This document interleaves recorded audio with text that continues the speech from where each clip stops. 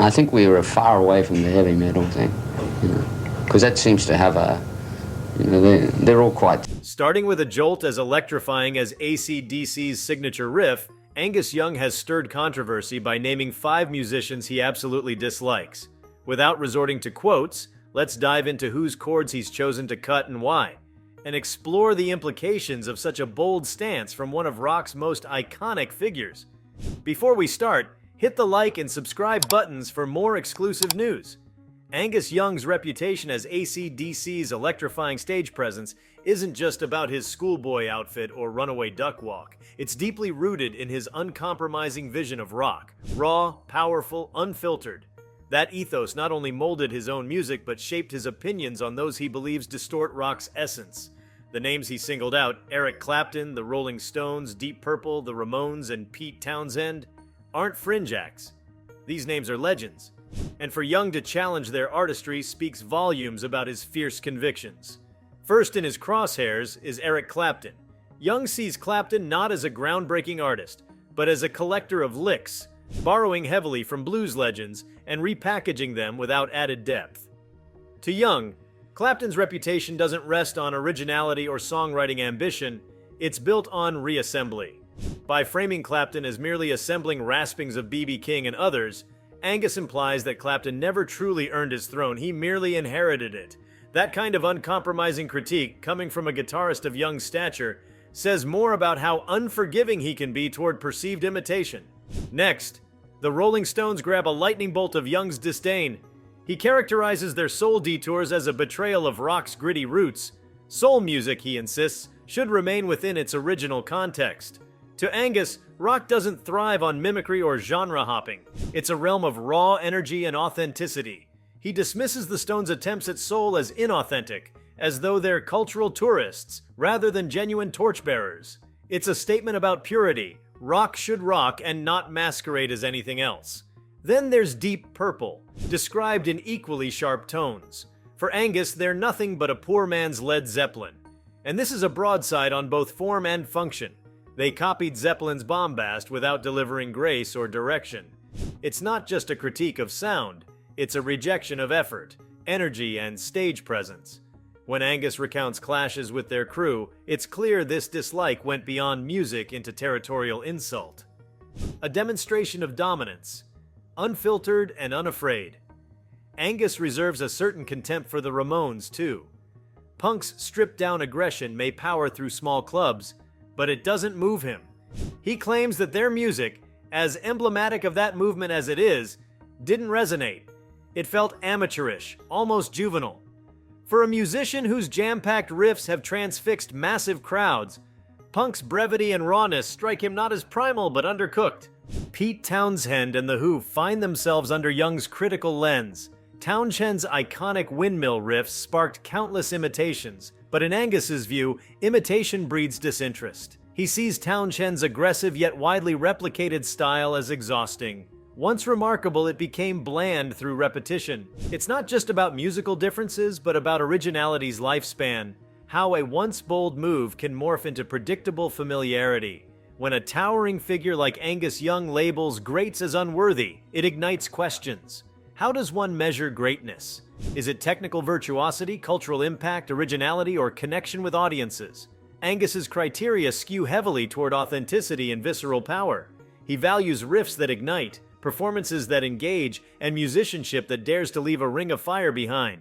Anything that falls short arguably fails his purity test. There's another layer too, generational perspective.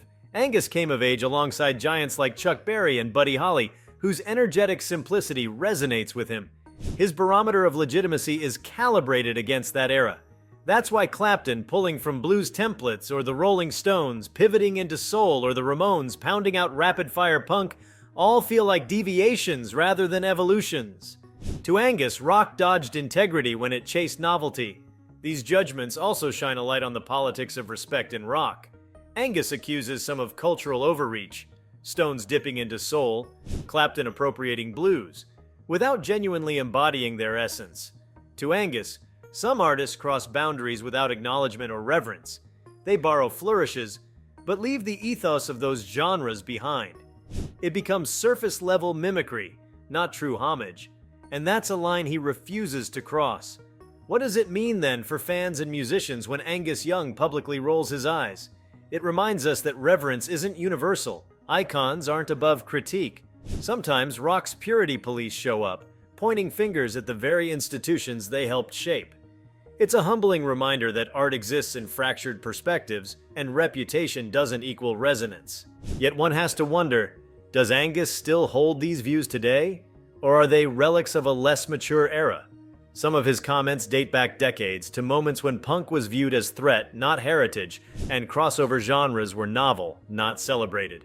It's possible that these fiery opinions reflect youthful dogma more than long-term disdain, but the fact that they persist, even decades later, suggests a core belief about what rock should represent: power, simplicity, authenticity. It's also a reassertion of identity. By refusing to soften his stance, Angus reinforces AC/DC's brand. Unwavering, uncompromising, unapologetic, their music has never ventured into prog or punk or soul. It sticks to what resonated. Power chords, driving beats, electrifying energy. His verbal assaults on others aren't just critiques, they're declarations of intent, but there's a risk. By denouncing revered artists, Angus may alienate fans of those musicians. His statements risk framing him as a closed-minded purist. While many respect his legacy, some could see him as unwilling to acknowledge valid evolutions within music. It raises the delicate question: is rock defined by boundaries or by expansion? Are riffs the measure of worth, or is impact more complex? The timing of these remarks also matters. In an era where genre boundaries blend and nostalgia cycles are in hyperdrive, Angus's stance is a countercurrent. It insists rock not dissolve into fusion but stand firm on its own turf. It's an ideological stand as much as a musical one. It asks fans, what do we want rock to be? A melting pot or a dedicated flame? And for aspiring musicians, it sends a message too. Originality matters. If your riffs mimic and your stage gesture recycles, don't expect beguiling praise from a figure like Angus. He rewards energy and sincerity, not imitation. And that challenge, seek your own voice, your own fire, is both daunting and vital for those looking to make a mark. Angus Young's naming of 5 musicians he hates isn't petty squabbling, it's a declaration. It reflects a view of rock that treasures grit over gloss, authenticity over adaptation. It underscores his fiercely held beliefs about where power chords should land and what rhythms should feel. And while such bold opinions threaten to clash with broader fan sentiment, they also keep alive a core question: what is rock, and who gets to define it? When rock's future is debated, voices like Angus Young's matter. They remind us that legacy isn't static, it's contested. And as long as AC/DC's riffs echo through stadiums and Young's words crackle with conviction, rock will remain more than music. It will be a stance, a rebellion, and occasionally even a refusal to nod to those who wear legends they didn't earn. In the tumultuous landscape of rock history, where homage mixes with trend and innovation brushes against commercialism, Angus Young reminds us that some chords cut deeper than others, and that at the end of the day, rock's heart still beats loudest when it's raw, refusing to apologize and relentlessly itself. Digging deeper into Angus Young's mindset, it's striking how entrenched he is in defending classic rock's essence without dilution. For example, during an early interview with Guitar World, he recalled seeing Deep Purple live and feeling he'd actually paid to be let down. A visceral disappointment that branded them for him forever. That criticism wasn't abstract. It came from genuine frustration, a sentiment born from unmet expectations. Similarly, his dismissal of punk rock as a transient fad, something AC/DC actively rejected during punk's rise in the mid-1970s, underscores his loyalty to traditional rock frameworks and his impatience with abrupt musical revolutions. More broadly, these stances reveal Angus's deep conviction that rock must resist fleeting trends and retain its core power. He didn't just dislike those bands in passing, he felt betrayed by what he saw as shortcuts or stylistic wanderings, much like the one-song encounter with the Ramones that left him cold. For Angus, rock isn't meant for occasional experimentation. It requires a steadfast dedication to its primal roots, a pledge he's made through his unwavering commitment to AC/DC's signature sound. If you like this video, please give it a like and subscribe to our channel. Also, could you leave your comments below and tell us, what are your thoughts on Angus Young naming musicians he hates? We want to hear from you. Thank you for watching and see you next time.